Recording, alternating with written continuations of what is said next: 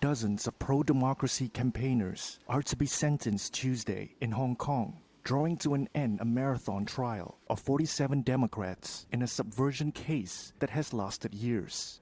Amelia Wong is the girlfriend of one of the defendants, Ventus Lau. She has made several hundred prison visits since his arrest in 2021. On Friday, she headed to prison again, but this time brought with her a new black coat, new shoes, and a new pair of glasses for Lau to wear for Tuesday's court hearing. Her boyfriend and others expect sentences ranging from several years to life in prison. Wong says she feels calm, taking each day as it comes. My relationship with him has been stuck. Not stuck, but it's been unchanged for 3 years and 8 months, and it may continue this way even longer in the future. I feel powerless. It would be embarrassing for me to even consider breaking up with him. It feels like I'm being dragged along, but within the confines of this relationship and day by day, I strive to live as well as I can.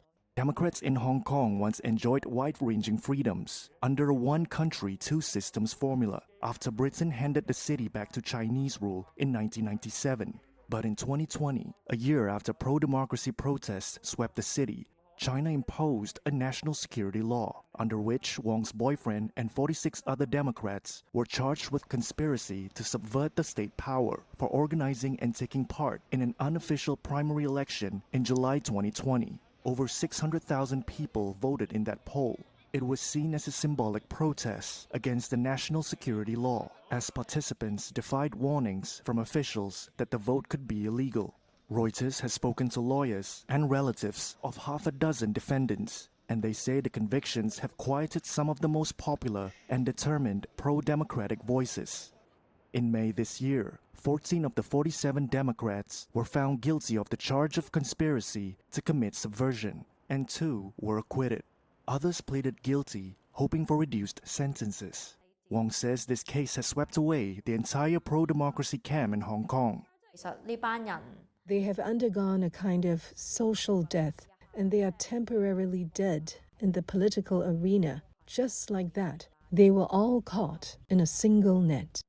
Legal experts say the treatment of the Democrats has been a departure from the city's common law traditions. Most were denied bail, and they were all denied a jury trial. Director of the China Institute at the School of Oriental and African Studies, Steve Sang, says the case of the 47 Democrats shows even moderate opposition against the Hong Kong government could land people in trouble. And the trial of the 47 is clearly intended by the authorities to put a marker down that if you try to do anything like that, then you will face very severe consequences.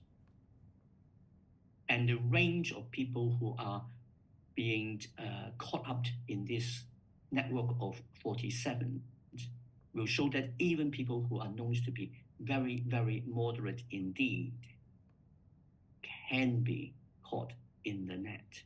So you don't have to be a very hot-headed activist to find yourself at risk. Moderates are at risk too.